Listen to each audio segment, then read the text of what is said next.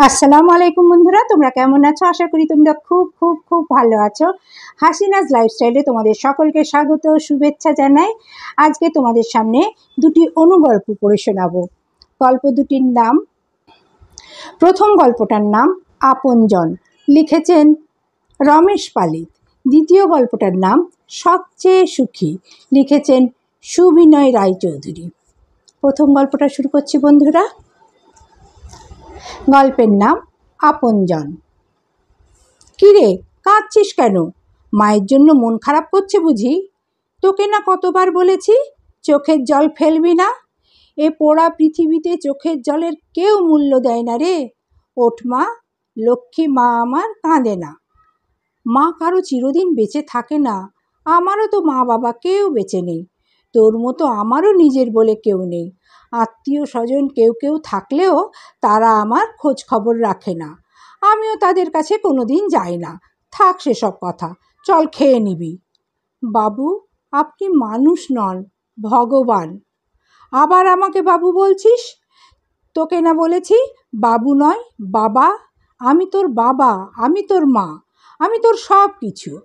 আজ 3 বছর হয়ে গেল তুই আমার কাছে এসেছিস, এখনো সেই বাবুই বলবি? আর বলবো না বাবা, আর কখনো বলবো না, আদর মাখা কণ্ঠে মনাই বলল। প্রতেশ্বর মেয়েকে ডাকে মনাই। 3 বছর আগে কলকাতার রাজপথে মনাইকে সে কুড়িয়ে পেয়েছিল। একদিন ভোরে ব্রতেশ্বর প্রাতঃভ্রমণে বেরিয়েছে। এমন সময় ময়দানের সামনের রাস্তায় একটি মেয়েকে কাঁদতে দেখল। ব্রতেশ্বর খোঁজ নিয়ে জানল এ পৃথিবীতে তার আপনজন বলতে ছিল একমাত্র মা। গত পরশু রাতে রাস্তা পার হতে গিয়ে একটি লরির চাকায় পিষ্ট হয়ে যায় ওর মা। তারপর থেকেই মেয়েটি একা, কান্নাই এখন তার একমাত্র সঙ্গী। সেই সকালেই ব্রতেশ্বর মেয়েটিকে সঙ্গে করে ওর বাড়িতে নিয়ে আসে। এরপর নিজের পরিচয়ে স্কুলে ভর্তি করে দেয়। মানুষ করতে থাকে অনাথ পিতৃমাতৃহীন পথশিশুটিকে। মেয়েকে পাশে বসিয়ে খাইয়ে সঙ্গে করে সে গঙ্গার ধারে বেড়াতে নিয়ে এসেছে। পাশাপাশি বসে ওরা দুজনে গল্প করছে। দেখ মনাই, তাকিয়ে দেখ, কি বিরাট নীলাকাশ, কি দারুণ। শোন, এখন থেকে এই নদী, এই আকাশ, ওই গাছপালা, এসব তুই 2 চোখ ভরে দেখবি। এরাই তো সবচেয়ে বড় বন্ধু, সব থেকে আপনজন। হ্যাঁ বাবা, আজ থেকে আমি তাই ভাববো। এবারে তোমাদেরকে দ্বিতীয় গল্পটা শোনাচ্ছি। গল্পের নাম সবচেয়ে সুখী, লিখেছেন সুবিনয় রায়চৌধুরী। গল্পের নাম সবচেয়ে সুখী।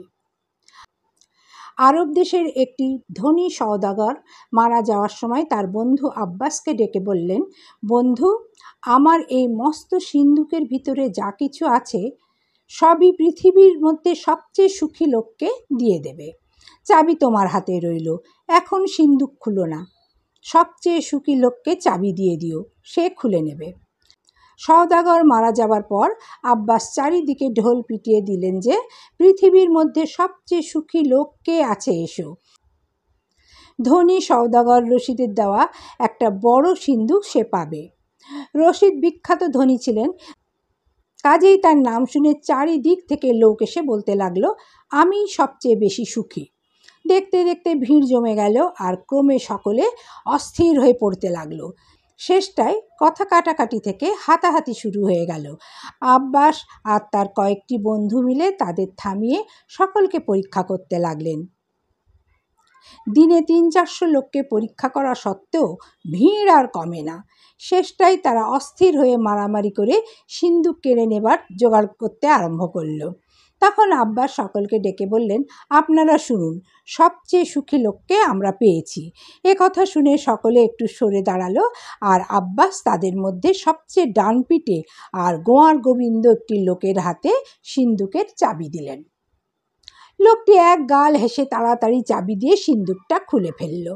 সিন্ধুকের ভেতর কেবল বড় বড় পাথর ভরা ছিল, আর ঢাকনার ভেতরে লেখা ছিল, ওরে হাঁদা, তুই সবচেয়ে সুখী লোকই হবি, তবে এত লোভ কেন? তখন সকলে এক গাল হেসে যে যার বাড়ি ফিরে গেল। শুধু গোয়ার গোবিন্দ লোকটা গাল ফুলিয়ে রইল।